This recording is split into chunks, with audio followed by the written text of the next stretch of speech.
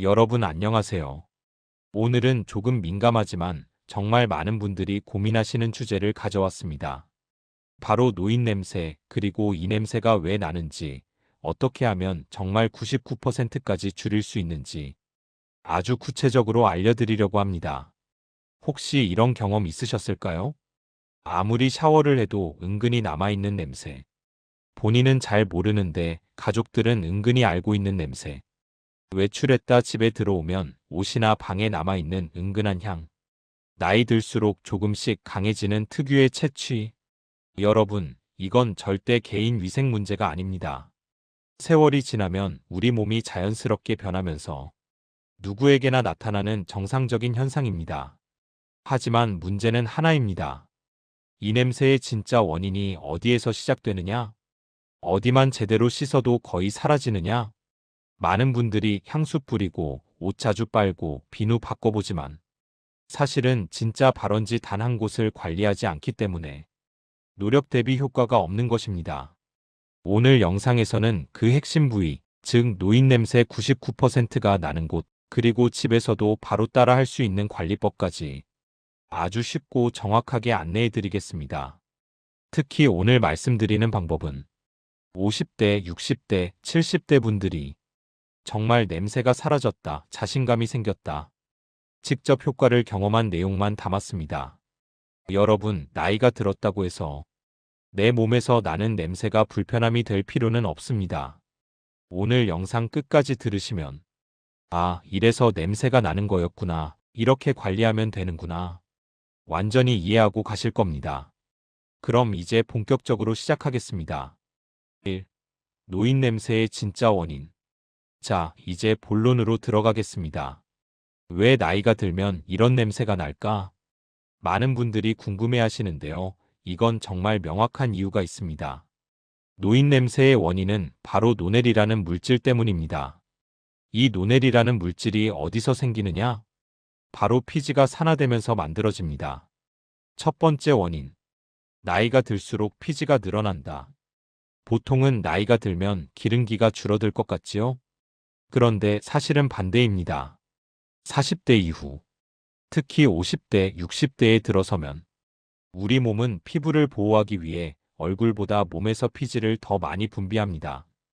특히 목 뒤, 귀 뒤, 등, 겨드랑이, 가슴, 배 주변, 두피, 이런 부위에서 피지가 급격히 늘어나기 시작합니다.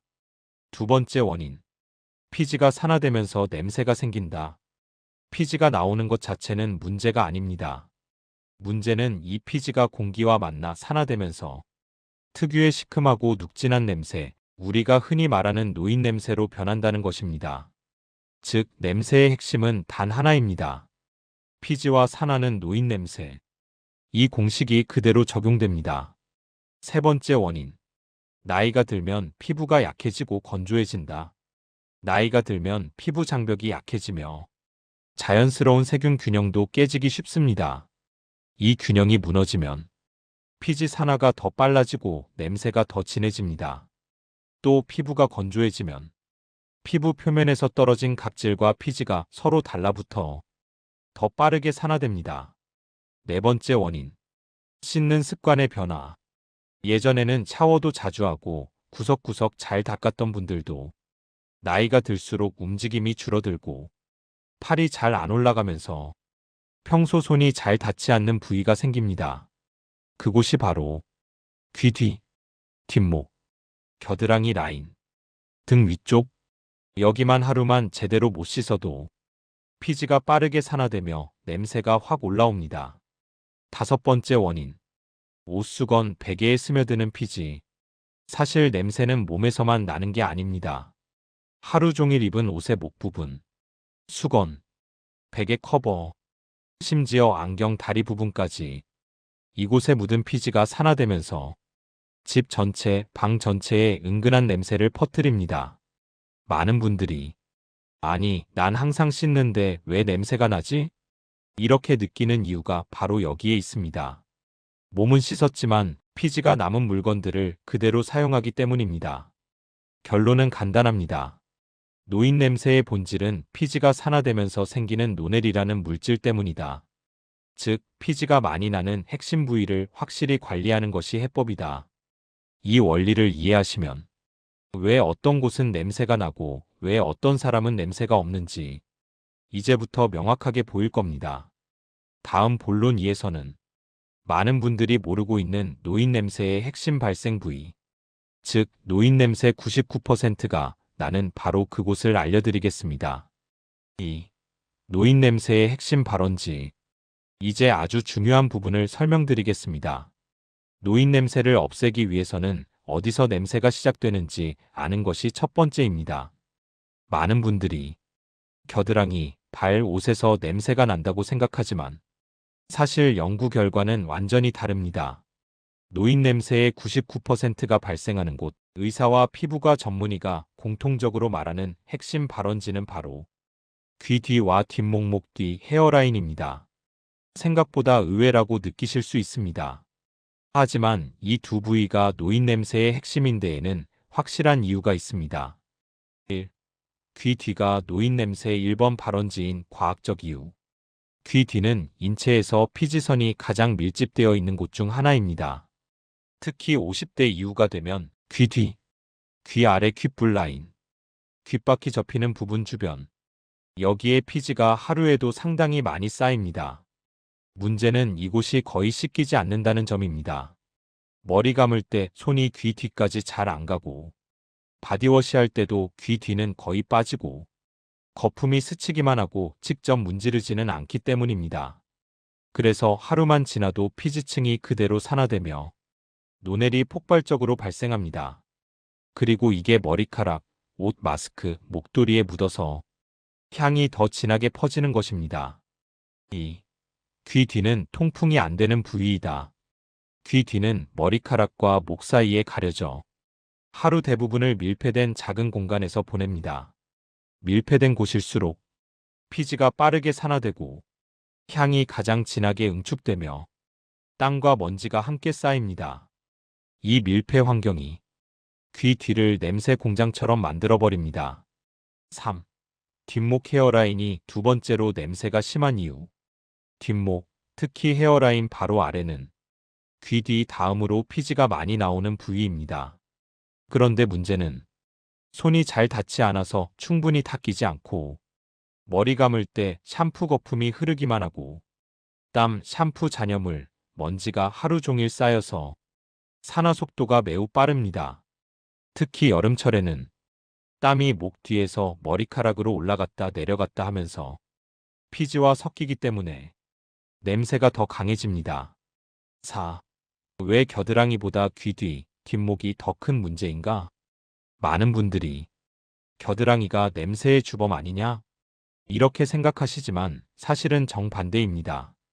겨드랑이 냄새는 샤워 한 번만 해도 대부분 사라집니다. 왜냐하면 겨드랑이는 우리가 항상 신경 쓰는 곳이기 때문입니다. 하지만 귀 뒤와 뒷목은 냄새 난다는 인식이 없고 씻을 때 자동으로 닦이지 않으며 머리카락에 가려져 있어서 냄새가 심해져도 본인이 잘 모릅니다. 그래서 노인 냄새를 없애는 진짜 핵심 부위는 겨드랑이가 아니라 귀 뒤와 뒷목입니다. 5. 귀 뒤, 뒷목에서 나는 냄새의 특징. 이 두 곳에서 나는 냄새는 특유의 시큼한 듯하면서도 눅진한 기름 냄새입니다. 흔히 말하는 할머니 냄새, 할아버지 냄새라고 불리는 향은 거의 이곳에서 나옵니다. 그리고 이 냄새는 옷과 방에 금방 배어버립니다. 베개 커버, 목 부분이 닿는 옷, 셔츠 카라, 수건, 마스크, 모자 안쪽, 자동차 시트, 집의 침구류. 그래서 씻어도 옷을 세탁해도 냄새가 빨리 돌아오는 것입니다. 6. 놀라운 사실. 이 두 부위만 제대로 씻어도 효과는 80에서 99%, 많은 60에서 80대 분들이 실제로 귀 뒤와 뒷목 관리만 꾸준히 시작했는데 자식들이 냄새 안 난다고 말한다. 손주가 옆에 앉아도 아무 냄새가 없다. 집 안 공기가 달라졌다. 남편, 아내가 확실히 다르다고 한다. 이런 변화를 느끼셨습니다. 왜냐하면 냄새의 발원지가 사라지면 전체 냄새도 함께 사라지기 때문입니다.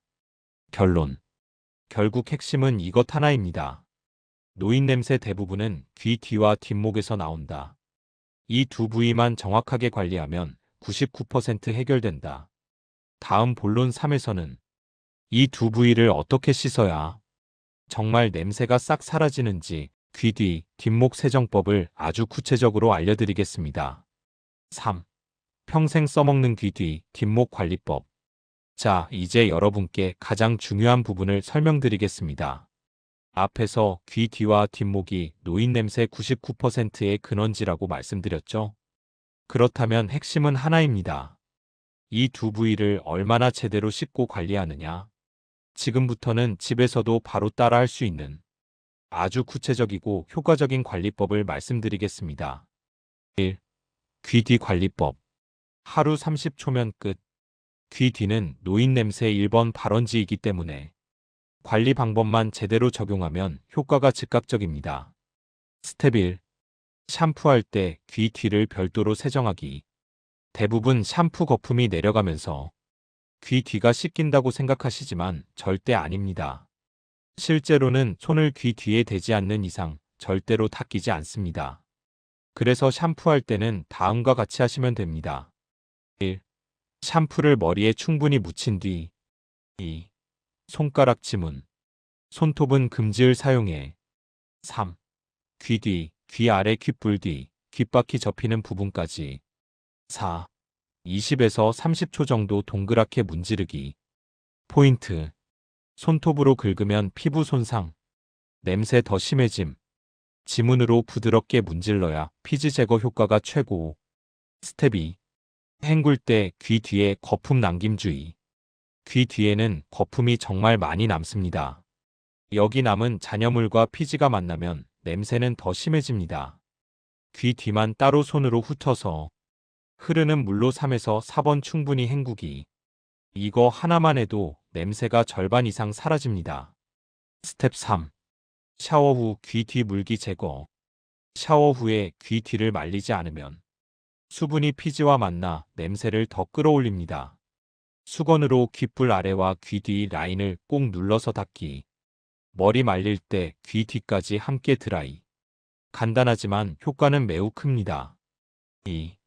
뒷목 관리법. 몸에서 가장 피지 쌓이는 곳. 뒷목, 특히 헤어라인 바로 아래는 피지가 정말 많이 생기는 부위입니다. 스텝 1. 바디워시를 충분히 묻히기. 바디워시 거품을 풍성하게 만든 뒤 손바닥 전체로 다음 영역을 문지릅니다. 헤어라인 아래 2에서 3cm, 목 뒤 전체, 어깨 윗부분까지 넓게, 특히 목 뒤 주름 사이를 반드시 문질러야 합니다. 피지가 가장 많이 쌓이는 곳이 바로 이 사이입니다. 스텝 2. 위에서 아래로 쓸어내듯 문지르기. 피지와 각질은 아래로 떨어지기 때문에 문지를 때도 아래 방향이 가장 효과적입니다.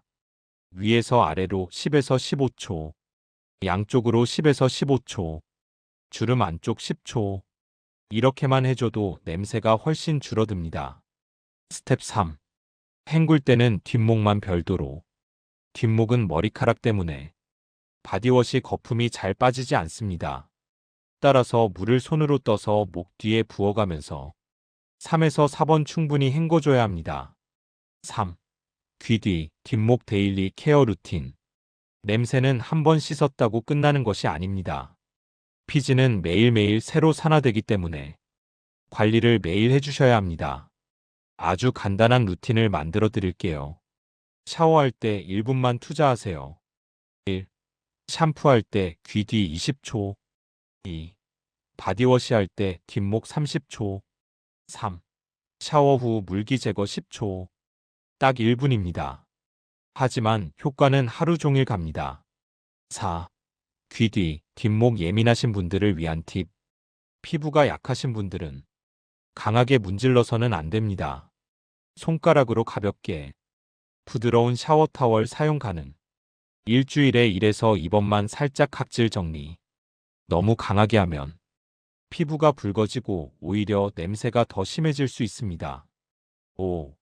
관리 시 절대로 하면 안 되는 행동들. 다음 4가지는 냄새를 2배로 만드는 행동입니다. 1. 머리 감고 귀 뒤를 말리지 않는 것. 수분과 피지는 산화 촉진. 2. 목도리, 스카프, 모자를 하루 종일 착용. 밀폐 냄새 악화. 3. 헤어라인에 잔여 샴푸 남기는 것. 하루 지나면 강한 냄새로 변함. 4. 귀 뒤를 손톱으로 긁는 것. 피부 손상. 세균 번식. 냄새 더 심해짐. 6. 관리만 바꿔도 바뀌는 변화들. 귀 뒤와 뒷목 관리를 일주일만 꾸준히 해보시면 다음 변화를 대부분 느끼십니다. 가족에게 요즘 냄새 안 난다는 말 듣기. 외출할 때 자신감 생김. 집안 공기가 달라짐. 베개 냄새, 옷 냄새가 확 줄어듦. 본인도 상쾌함을 느끼기 시작함. 노인 냄새는 결코 나이가 들어서 어쩔 수 없다가 아닙니다. 관리 습관만 바꾸면 완전히 달라질 수 있는 문제입니다. 결론. 결국 핵심은 하나입니다. 귀 뒤와 뒷목만 제대로 관리하면 노인 냄새는 거의 사라진다. 하루 1분 루틴만 지켜도 80에서 99% 개선된다.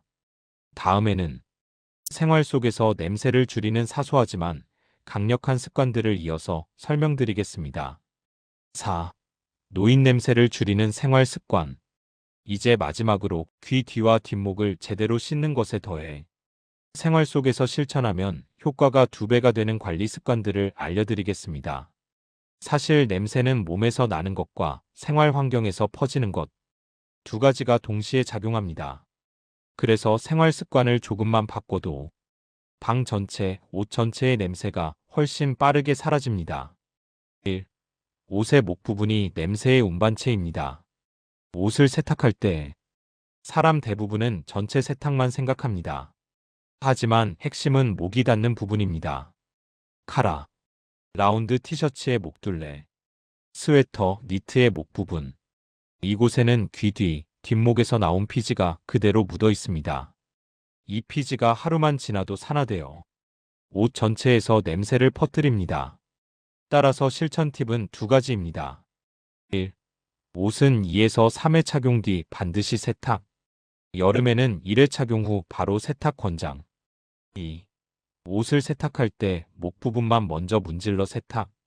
바디워시나 세탁비누로 목둘레를 미리 비벼주면 피지가 훨씬 깨끗하게 제거됩니다. 2. 수건은 2일에 한 번은 꼭 교체하기. 수건에서 나는 냄새는 집안 전체에 퍼지는 대표적인 노인 냄새입니다. 왜냐하면 수건은 다음 조건이 딱 맞습니다. 귀 뒤, 목 뒤 물기가 그대로 묻음. 통풍이 잘 안 되는 욕실의 보관. 젖은 채로 오래 있음 산화세균 번식. 그래서 정답은 하나입니다. 수건은 2일에 한 번, 가능하면 매일 교체. 이것만 지켜도 집안 냄새가 절반 이상 사라지는 경우가 많습니다. 3. 베개 커버는 일주일 1회 이상 필수. 베개는 말 그대로 두피 기름과 귀 뒤 피지가 매일 쌓이는 장소입니다. 그런데 많은 분들이 베개는 몇 달씩 그냥 사용하는 경우가 많습니다. 그러면 어떤 일이 생기느냐? 산화된 피지가 베개에 흡수되어 방 전체에 은근하게 냄새가 퍼지고 머리를 감아도 다시 베개에서 냄새가 올라옵니다. 그래서 해결책은 간단합니다. 베개 커버는 일주일에 1에서 2번 세탁. 여름철에는 주 2에서 3회로 늘리는 것도 매우 좋습니다. 4. 모자, 목도리, 마스크도 냄새의 매개체입니다. 이 3가지는 모두 귀 뒤, 뒷목, 두피 피지가 가장 많이 닿는 물건입니다. 겨울철 목도리, 여름철 모자, 마스크 끈. 이런 것들은 피지가 묻고 산화되며 냄새를 크게 키웁니다. 실천 팁. 목도리, 모자는 2에서 3일에 한 번 환기. 마스크는 가능하면 매일 교체. 모자는 안쪽 밴드를 물티슈로 가볍게 닦아주기. 5. 집안을 통풍만 시켜도 냄새 20% 감소. 노인 냄새는 공기 중에 오래 머무르기 때문에 집 안 환기만 잘해도 금방 사라집니다. 하루 1에서 2회 10에서 15분씩 창문 열기. 특히 샤워 후, 외출 후 즉시 환기하면 집 전체 냄새가 확 줄어듭니다. 6. 반려습관 정리. 하루 5분만 투자하면 끝. 마지막으로 냄새를 줄이는 하루 5분 루틴을 정리해 드리겠습니다. 아침. 귀 뒤, 뒷목 간단 세정. 베개를 뒤집어 환기. 저녁. 샤워할 때 귀 뒤, 뒷목 집중 세정. 수건 반드시 건조 또는 교체. 일주일 단위. 베개 커버 세탁. 모자, 목도리 환기. 옷 목둘레 문질러 세탁. 이 습관만 지켜도 노인 냄새는 노화가 아니라 생활관리로 충분히 개선 가능한 문제라는 걸 몸으로 느끼실 겁니다. 결론. 결국 노인 냄새를 줄이는 생활 습관의 핵심은 아주 간단합니다. 몸과 환경 두 가지를 함께 관리해야 한다. 특히 피지가 닿는 물건들을 중심으로 세탁 교체하면 효과가 극대화된다. 귀 뒤, 뒷목을 씻는 몸 관리에 이 생활 습관들까지 곁들이면 노인 냄새는 정말 놀라울 만큼 빠르게 사라집니다. 여러분, 오늘 강의의 핵심은 아주 단순합니다. 노인 냄새는 절대 부끄러운 문제가 아닙니다. 나이가 들면 누구나 겪는 자연스러운 변화일 뿐입니다. 하지만 우리가 조금만 신경 쓰면 그 냄새는 충분히 그리고 쉽게 바꿀 수 있습니다. 오늘 알려드린 것처럼 귀 뒤, 뒷목 이 두 부위만 제대로 관리해도 노인 냄새는 80에서 99%까지 확실히 줄어듭니다. 그리고 여기에 옷, 수건, 베개 같은 생활 환경 관리까지 더해지면 집안 전체 공기까지 깨끗해집니다. 여러분의 자존감, 인간관계, 가족과의 거리, 이 작은 습관 하나가 정말 큰 변화를 만들어냅니다. 혹시라도 나도 나이가 드니까 어쩔 수 없는 건가? 이렇게 생각해 오셨다면 오늘을 새로운 시작으로 삼아보시면 좋겠습니다. 여러분은 결코 늦지 않으셨습니다. 그리고 여러분의 몸과 일상은 얼마든지 더 상쾌하고 건강하게 바뀔 수 있습니다. 오늘 영상이 도움이 되셨다면 구독과 좋아요는 큰 힘이 됩니다. 앞으로도 여러분의 삶을 더 가볍고 편안하게 만들어 드릴 수 있는 믿을 만한 정보로 찾아뵙겠습니다. 오늘도 함께 해주셔서 진심으로 감사합니다. 안녕하십니까 여러분. 오늘 강의는 삶의 굴곡을 누구보다 깊이 이해했던 사람, 바로 사마천의 지혜를 통해 우리 인생 후반기를 다시 돌아보는 시간입니다. 여러분, 우리가 이 나이가 되어서야 비로소 느끼는 것들이 있습니다.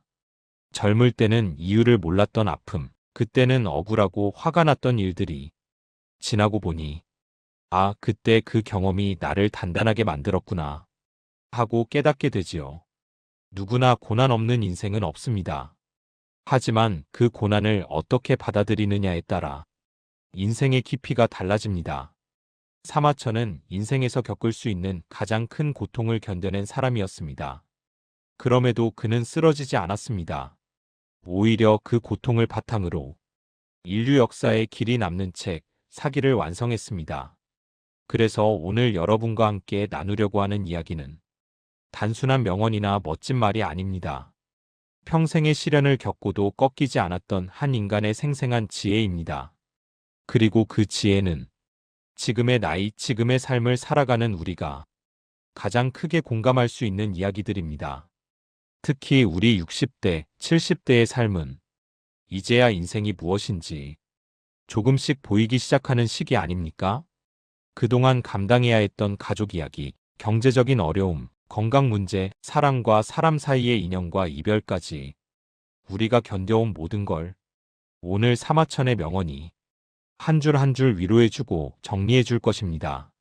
자, 그럼 본격적으로 첫 번째 명언부터 시작해 보겠습니다. 명언 1. 하늘이 크게 맡길 일을 사람에게 주려 할 때 반드시 먼저 고난을 준다. 여러분, 이 말은 사마천 명언 중에서도 가장 많은 사람들에게 힘을 주는 한 문장입니다.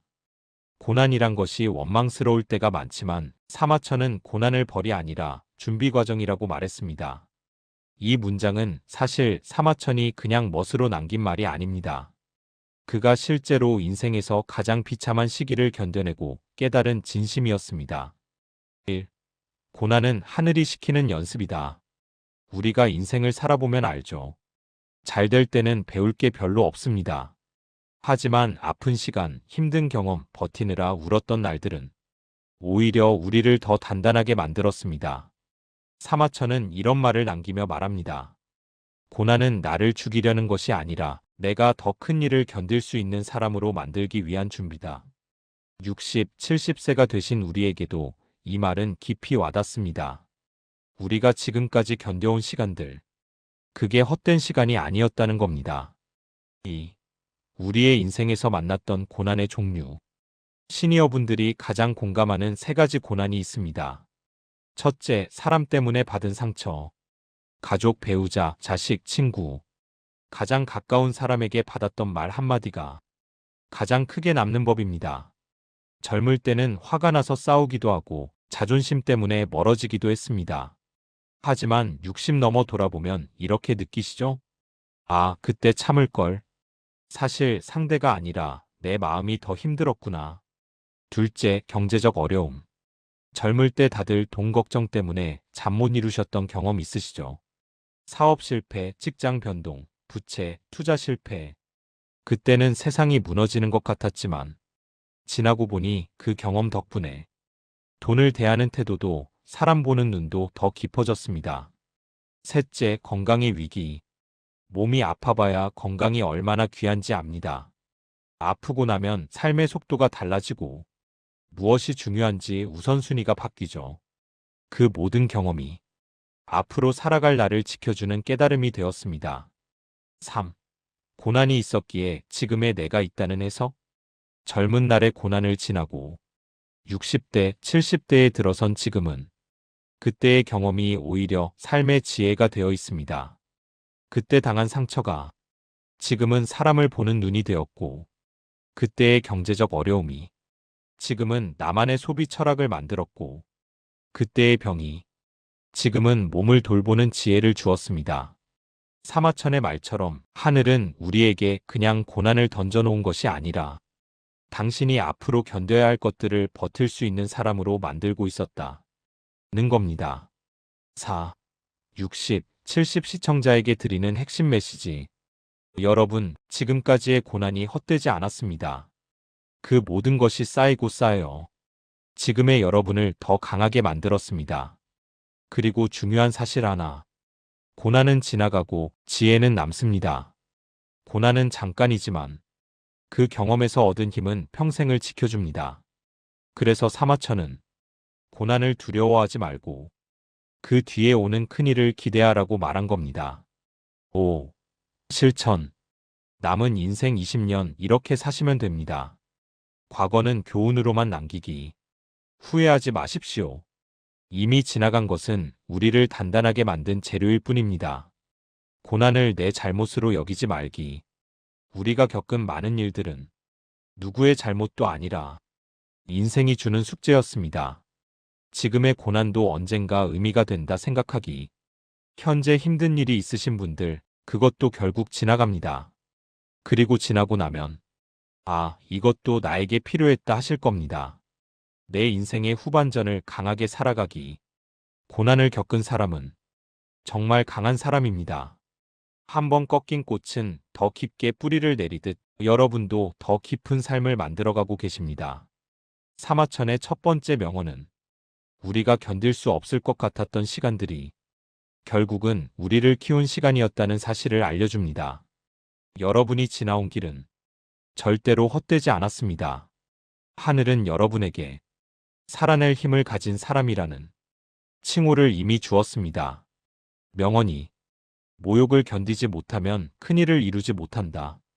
여러분, 사마천의 이 말은 처음 들으면 조금 불편합니다. 왜 모욕을 참아야 하지? 이런 생각이 들 수 있죠.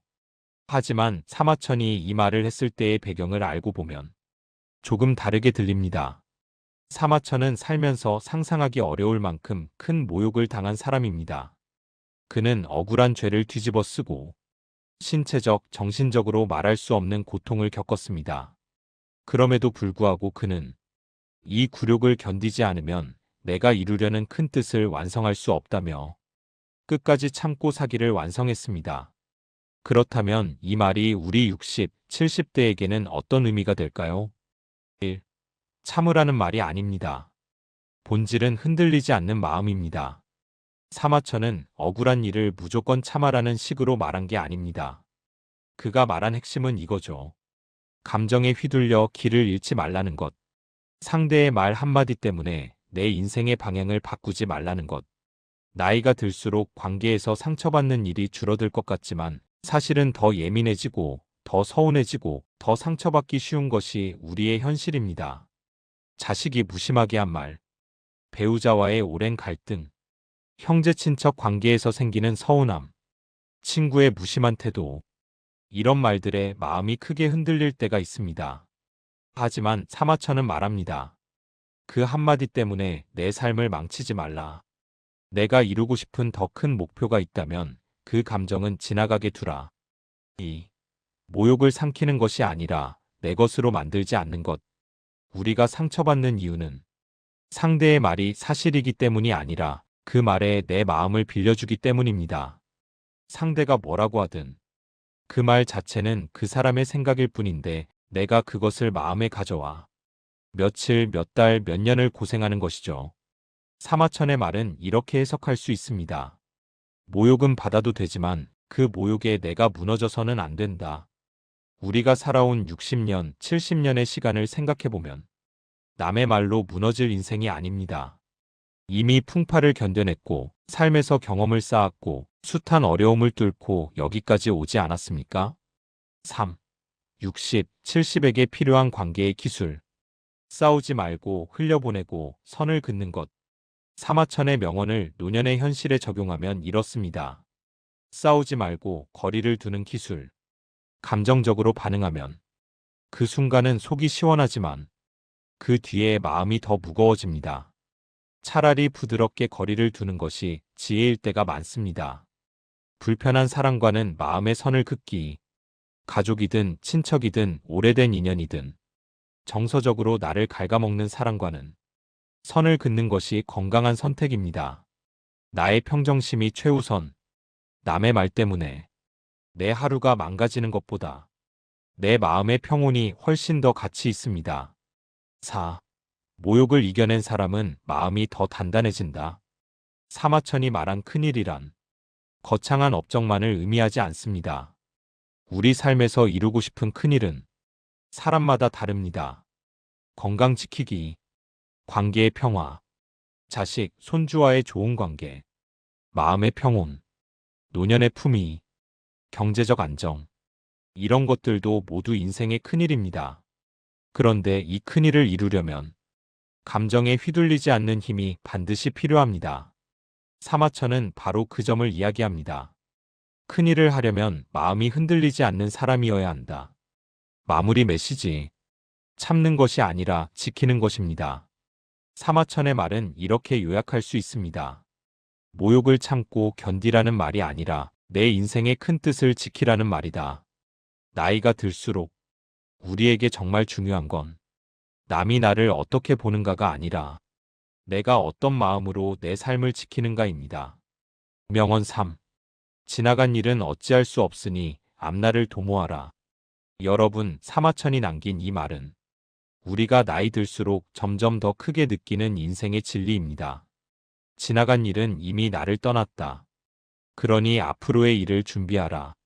이 말은 단순한 위로가 아니라 삶의 태도에 관한 조언입니다.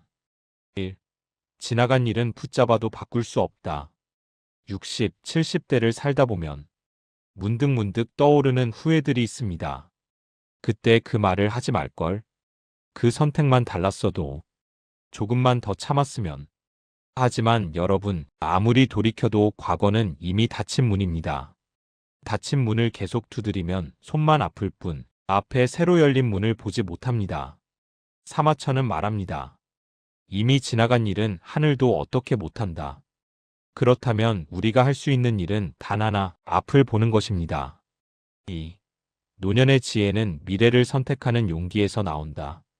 젊을 때는 과거가 나를 끌고 가지만 나이가 들면 미래를 어떻게 보느냐에 따라 내 삶의 편안함이 결정됩니다. 건강을 어떻게 관리할지, 돈을 어떻게 배분할지, 관계를 어떤 거리로 유지할지, 혼자 있는 시간을 어떻게 채울지, 이 모든 것이 앞을 도모하는 지혜입니다. 우리는 이제 과거의 마음을 빼앗길 나이가 아닙니다. 앞으로 남은 시간을 어떻게 아름답게 쓸지 거기에 집중해야 합니다. 3. 앞날을 도모하라는 말은 크게 변화하라는 뜻이 아니다. 큰 계획이 없어도 괜찮습니다. 작은 변화 하나면 충분합니다. 매일 20분 산책, 일주일에 한 번 새로운 것 배우기, 집안 정리 10분, 건강 수치를 체크하는 루틴, 마음을 편하게 만드는 작은 취미, 이 사소한 행동들이 앞날을 도모하는 진짜 실천입니다. 4. 과거의 상처는 흉터가 아니라 지도다. 사마천은 자기 인생의 가장 큰 치욕을 수치로 남기지 않고 새로운 길을 여는 동력으로 바꿨습니다. 우리 인생도 마찬가지입니다. 살면서 받은 상처, 실수, 후회. 이제는 그것을 짐으로 들고 다닐 필요가 없습니다. 그 모든 경험은 앞으로의 삶을 더 편안하고 단단하게 만들기 위한 지도이자 나침반입니다. 5. 오늘 한 걸음이 내일을 바꾼다. 사마천의 이 말은 결국 이렇게 정리됩니다. 뒤를 보지 말고 남은 삶을 준비하라. 오늘 단 1%라도 더 나은 방향으로 움직이면 내일의 나는 지금보다 훨씬 가벼워지고 평온해집니다. 여러분, 지나간 시간은 이미 끝났지만 앞으로의 시간은 여러분 손 안에 있습니다. 과거가 아니라 남은 시간에 집중하는 사람, 바로 그 사람이 인생의 진짜 주인입니다. 명언 4. 마음이 담대한 사람은 몸이 비록 상해도 뜻은 죽지 않는다. 여러분, 사마천의 이 말은 그의 인생 전체와 맞닿아 있는 명언입니다. 사마천은 젊은 시절부터 나라 곳곳을 다니며 기록을 모았고 그 과정에서 수많은 역경과 뜻하지 않은 불행을 겪었습니다. 몸은 상했지만 마음속의 큰 뜻은 도무지 꺾이지 않았습니다. 이 말은 단순히 의지가 중요하다는 수준이 아닙니다. 육신은 한계가 있어도 마음과 뜻만은 나이를 먹지 않는다라는 뜻입니다. 1. 60, 70에게 더 크게 와닿는 이유. 60대, 70대가 되면 몸이 예전 같지 않다는 걸 자주 느끼시죠. 무릎이 시큰거리기도 하고 체력이 예전보다 금방 떨어지고 이제 나도 나이가 들었구나 하는 순간이 많아집니다. 하지만 여러분의 마음, 그리고 삶을 어떻게 살고 싶은지에 대한 의지는 나이를 먹지 않습니다. 40대에 잃었던 꿈을 60대에 다시 꺼내는 분도 많고 퇴직 후에 오히려 더 재미있는 일을 찾는 분도 매우 많습니다. 이게 바로 뜻이 죽지 않는 사람의 삶입니다. 2. 몸은 늙어도 마음은 다시 태어날 수 있다. 사마천이 강조한 담대한 마음이라는 것은 겁이 없는 마음이 아닙니다. 혹시 실패해도 다시 일어설 수 있는 마음, 힘이 없어도 시도해보는 마음, 남이 뭐라 해도 기죽지 않는 마음, 하루하루를 내가 주인으로 살겠다는 마음. 이 마음이 살아있으면 인생은 나이와 관계없이 계속 새로워집니다. 여러분도 경험하셨을 거예요. 어떤 사람은 몸은 튼튼한데 늘 불평만 하고 의욕도 없어서 인생이 기운이 없고, 반대로 어떤 분은 병과 싸우면서도 표정이 밝고 하고 싶은 일이 많고 정말 살아있는 사람처럼 보입니다. 이 차이가 바로 몸의 나이가 아니라 마음의 나이입니다. 3. 실천 팁. 노년의 삶을 활기 있게 만드는 뜻 관리 방법. 첫째, 작은 목표 하나를 매일 세우세요. 몸이 예전 같지 않아도 괜찮습니다. 목표는 크지 않아도 됩니다. 동네 한 바퀴 걷기, 오래 미뤘던 물건 정리하기, 책 5쪽 읽기, 좋아하는 취미 10분 해보기. 이런 행동 하나가 나 아직 잘 살아가고 있구나 라는 감각을 줍니다. 둘째, 하고 싶은 일을 적어보세요. 뜻이 사라지는 게 아니라 바쁘게 살다 보니 마음속에서 잊혀질 뿐입니다. 나이 들어 꼭 해보고 싶은 취미, 새로 가보고 싶은 여행지, 다시 만나고 싶은 사람, 배우고 싶은 기술. 적는 순간 여러분의 마음은 다시 젊어집니다. 셋째, 비교하지 말기. 몸의 한계, 체력의 변화는 자연스러운 일입니다. 30대와 비교할 필요도 없고 다른 사람과 비교할 이유도 없습니다. 내 몸은 조금 느려졌지만 내 마음의 깊이와 지혜는 세상 누구보다 깊어졌습니다. 이 자부심이 담대한 마음을 만듭니다. 4. 뜻이 살아있는 사람의 노년은 다르다. 여러분, 의지가 있는 사람은 얼굴이 달라집니다. 말투가 달라지고 삶의 태도가 부드러워지면서도 단단해집니다. 사마천의 이 말은 결국 이렇게 말합니다. 몸이 약해지는 건 자연이지만 뜻이 약해지는 건 선택이다. 여러분의 인생은 아직 끝나지 않았습니다. 아니, 오히려 지금부터가 더 깊고 멋진 시간입니다. 몸은 조금 느려져도 괜찮습니다. 여러분 마음속의 뜻이 살아있는 한, 여러분의 인생은 계속 앞으로 나아갑니다. 명언 5. 사람은 가까이 있어도 멀 수 있고 멀리 있어도 가까울 수 있다. 여러분, 사마천의 이 말은 우리가 나이 들어서 겪는 관계의 진짜 모습을 너무 정확하게 표현하고 있습니다. 나이가 들수록 느끼는 게 하나 있죠. 사람이 꼭 가까이 있어야 가까운 건 아니구나. 그리고 멀리 있어도 따뜻한 사람이 있구나. 이제는 거리보다 마음의 온도, 시간보다 마음이 닿는 깊이가 더 중요해지는 나이입니다. 1. 가까이 있어도 멀어지는 관계. 집 안에서도 멀어질 때가 있습니다. 가족끼리, 부부끼리, 자식과 부모 사이에서도 같은 공간을 쓰지만 마음의 거리는 수십 킬로미터 떨어져 있을 때가 있습니다. 왜 그럴까요? 서로의 삶이 바빠지고 말하지 않아도 알아주던 시절은 지나고 각자의 방식대로 살아오다 보니 보이지 않는 간격이 생기기 때문입니다. 중요한 사실은 멀어진 것이 잘못이 아니라 자연스러운 변화라는 것입니다. 사마천은 우리의 이 마음 변화를 2000년 전에 이미 꿰뚫어 본 거죠. 2. 멀리 있어도 가까운 사람. 여러분도 분명 있을 겁니다. 전화 한 통 없고 자주 만나지 않아도 막상 떠올리면 마음이 따뜻해지는 사람. 오래된 친구, 어린 시절 인연, 평생 마음을 기댈 수 있는 한 사람. 연락 뜸에도 만나면 바로 편안해지는 사람. 이런 사람과의 관계는 거리, 연락 빈도, 나이 같은 조건이 아니라 마음의 깊이로 이어져 있습니다. 나이가 들어서 가장 소중한 관계는 매일 보는 사람보다 마음이 쉬워지는 사람입니다. 3. 60, 70세대가 꼭 기억해야 할 관계의 지혜. 이 명언이 주는 가장 큰 깨달음은 이것입니다. 관계는 양보다 질이 중요하다. 사람이 많아도 외롭고 소수여도 행복할 수 있습니다. 나를 힘들게 하는 사람과의 거리를 조절해도 괜찮다. 가까운 척, 좋은 척 할 필요 없습니다. 나를 지치게 한다면 한 걸음 뒤로 물러나는 것, 그 자체가 나를 보호하는 지혜입니다. 멀리 있어도 나에게 따뜻한 사람에게 마음을 열어라. 나이 들어서 가장 큰 힘은 내 편 한 사람입니다. 많을 필요 없습니다. 4. 지금 할 수 있는 작은 실천.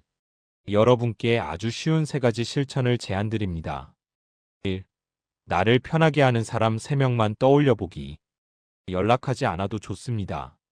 내가 편안해지는 사람은 누구인가? 이 질문만으로도 마음이 정리됩니다.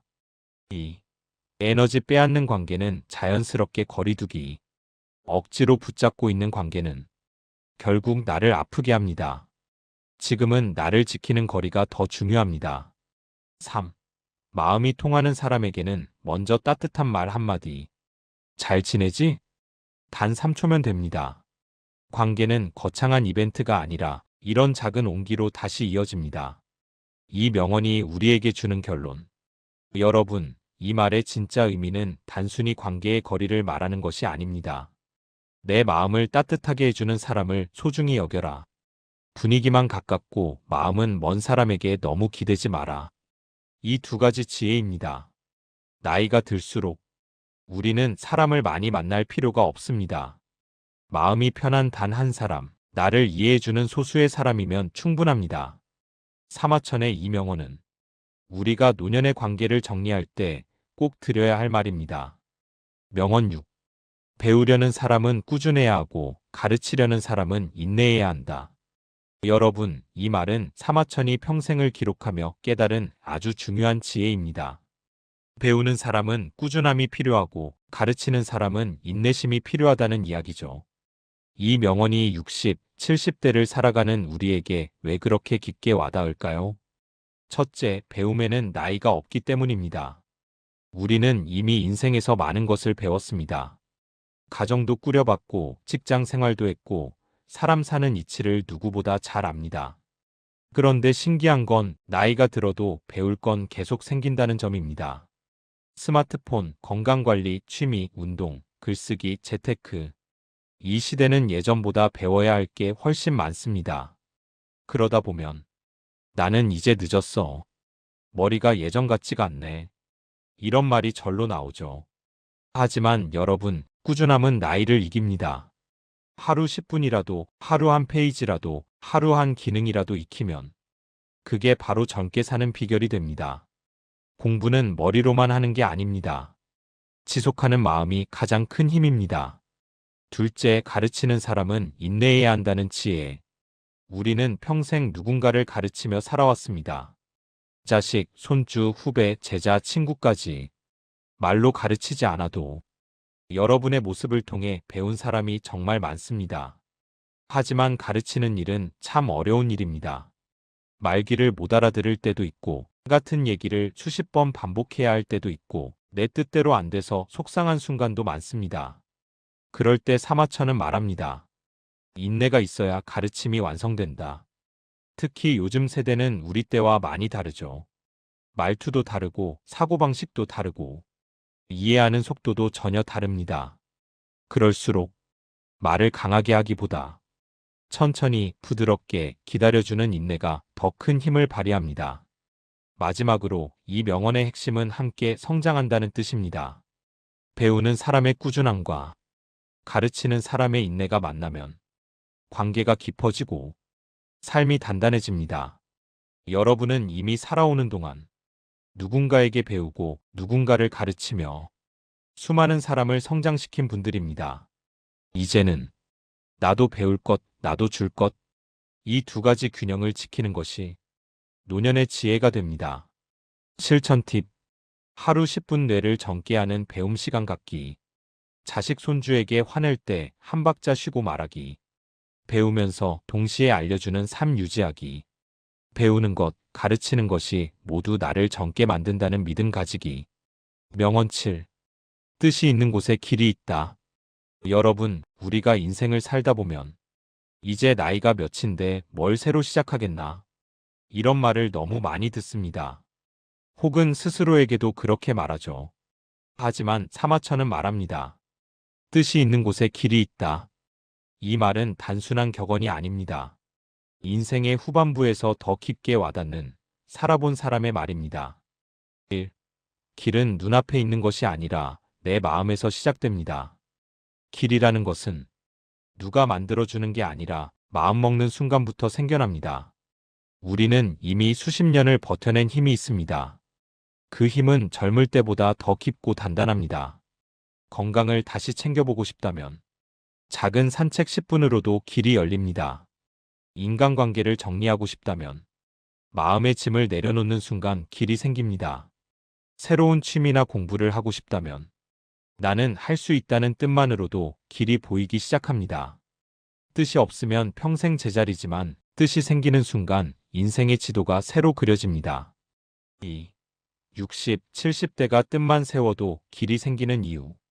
우리 시기는 하고 싶은 것이 늦은 나이가 아니라 이제야 진짜 나를 위해 선택할 수 있는 나이입니다. 더 이상 남의 시선을 크게 신경 쓸 필요가 없고 인생에서 무엇이 중요한지도 알게 되었고 누구보다 인내와 경험이라는 무기가 있습니다. 그러니 이 시기의 뜻은 젊을 때의 도전보다 훨씬 강합니다. 이 나이에 시작해도 되는가? 이 나이니까 더 잘할 수 있는 것이 있습니다. 3.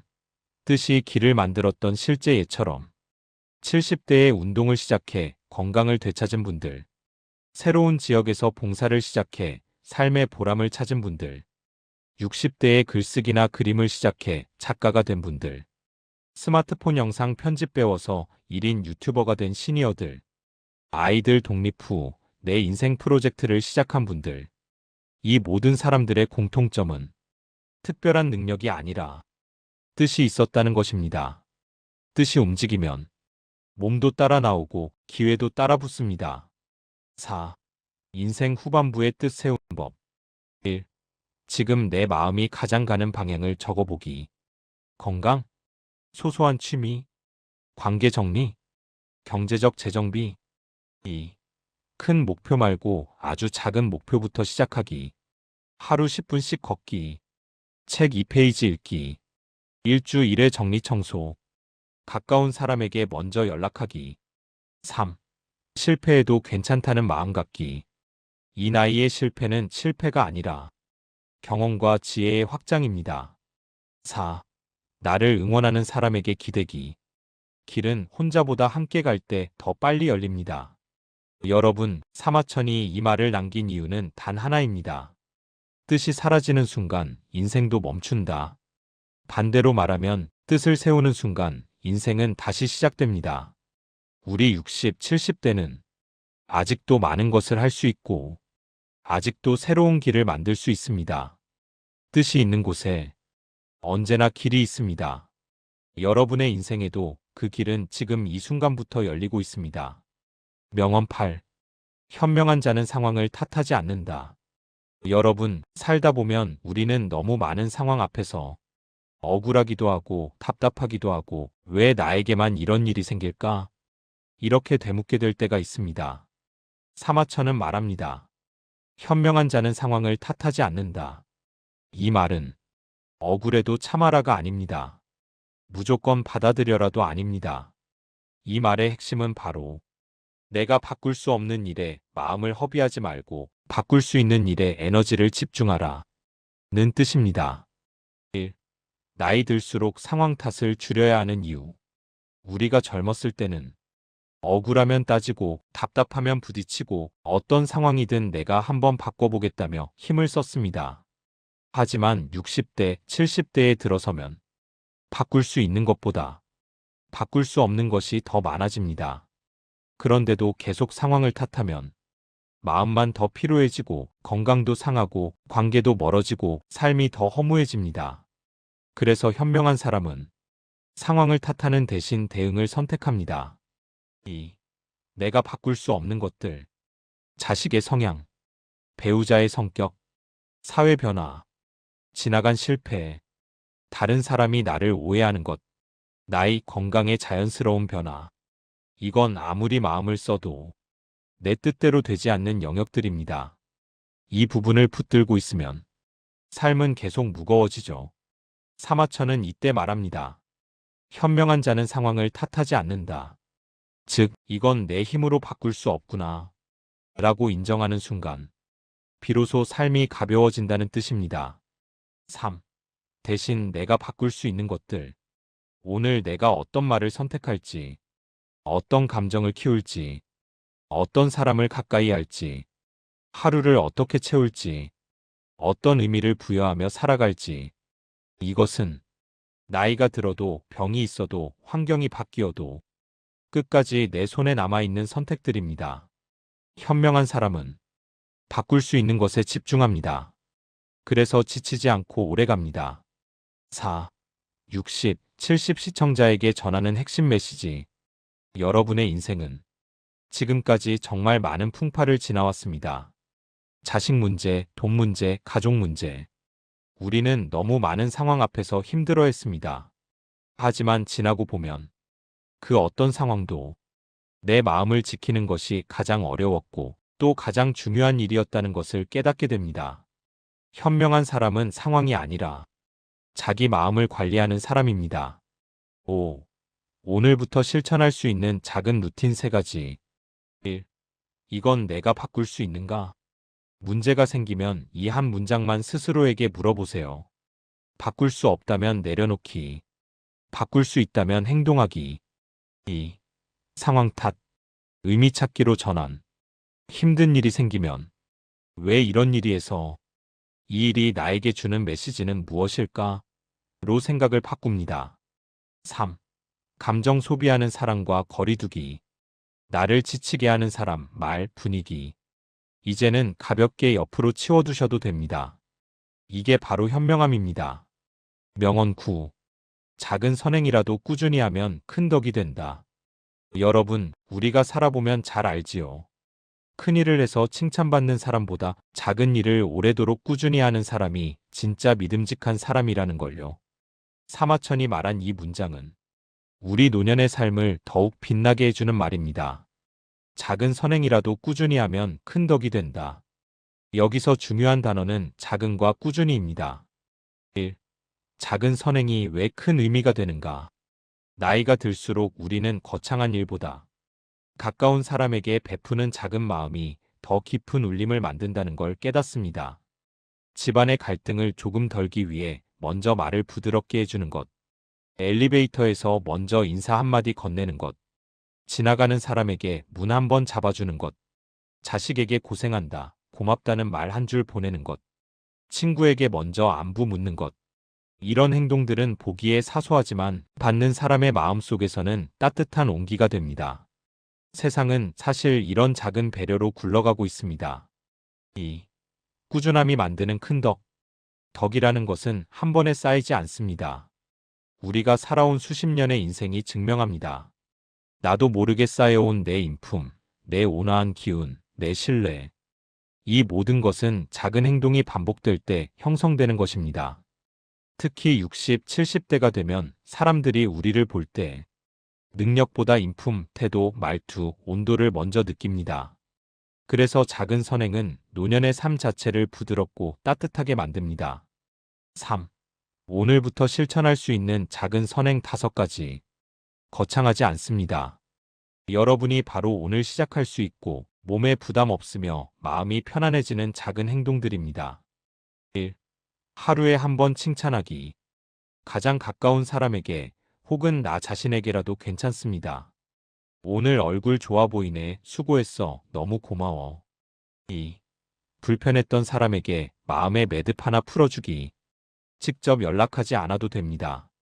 마음속에서 그래, 이제는 괜찮다 하고 내려놓기만 해도 선행입니다. 3. 나를 도와준 사람에게 작은 감사 표현하기. 문자 한 줄이면 충분합니다. 4. 동네에서 마주치는 사람들에게 미소 짓기. 말보다 강한 선행입니다. 5. 나 자신에게도 선행 베풀기. 몸을 혹사시키지 않기. 무리한 부탁 거절하기. 내 건강 챙기기. 휴식 인정하기. 사마천이 말한 선행은 타인을 위한 착한 일만이 아닙니다. 나에게 베푸는 작은 배려까지 포함되는 선행입니다. 나 자신도 소중한 존재이기 때문입니다. 4. 작은 선행의 힘. 여러분, 작은 선행은 다른 사람의 마음을 살리는 동시에 내 마음을 안정시키는 힘도 가지고 있습니다. 내가 선한 일을 할 때 몸도 편안해지고 마음도 따뜻해지고 관계도 좋아지고 하루가 순해집니다. 이것이 바로 작은 선행이 큰 덕이 된다는 말의 진짜 의미입니다. 명언 10. 삶은 어찌 될지 알 수 없으니 늘 준비하고 살아라. 여러분, 사마천이 마지막으로 남긴 이 말은 그의 삶 전체를 관통하는 지혜입니다. 삶은 어찌 될지 알 수 없으니 늘 준비하고 살아라. 이 말은 단순한 경고가 아니라 우리가 두려움 없이 평온하게 살아가기 위한 삶의 태도를 말합니다. 1. 인생은 예측할 수 없기에 준비가 필요하다. 60, 70대를 지나면서 우리는 너무나 잘 압니다. 한순간에 삶이 달라질 수 있다는 것. 건강도 관계도 돈도 모든 것이 예측대로만 흘러가진 않는다는 것. 그래서 사마천은 말합니다. 준비한 사람은 흔들리지 않는다. 2. 노년의 3대 준비. 건강, 관계, 마음. 건강 준비. 예전 같지 않은 몸 때문에 속상할 때 많으시죠? 그래서 더더욱 준비가 중요합니다. 작은 통증도 넘기지 않기. 정기검진은 미루지 않기. 10분 운동이라도 매일 하기. 건강 준비는 겁이 아니라 내가 나를 지키는 일입니다. 관계 준비. 사마천의 지혜는 관계에도 깊이 닿습니다. 나이 들수록 관계는 많음이 아니라 정리와 선택이 중요해집니다. 나를 힘들게 하는 관계는 거리두기. 정서적으로 든든한 사람 일에서 2명만 있어도 충분. 외로움을 두려워하지 않고 혼자 있는 시간을 기회로 삼기. 관계를 준비하는 사람은 삶이 한결 가볍고 평온해집니다. 마음 준비. 나이가 들수록 제일 중요한 건 마음의 힘입니다. 우리는 인생의 많은 무게를 이미 견뎌냈습니다. 자식 문제, 경제 문제, 건강 문제. 그 모든 것을 지나온 지금, 이제는 마음을 단단히 준비해 두는 것이 필요합니다. 갑작스러운 변화에도 흔들리지 않도록. 그럴 수도 있지라고 말할 수 있는 여유. 예상치 못한 상황을 받아들이는 수능력. 마음 준비는 우리에게 삶의 평온을 선물하는 기술입니다. 3. 준비하는 사람은 두려움이 줄고 평온이 커진다. 여러분, 사람이 불안한 이유는 몰라서가 아니라 준비가 안 되어 있어서입니다. 건강, 돈, 관계, 마음 중 어느 하나라도 준비가 되어 있으면 삶은 훨씬 편안해집니다. 사마천의 말은 결국 이런 뜻입니다.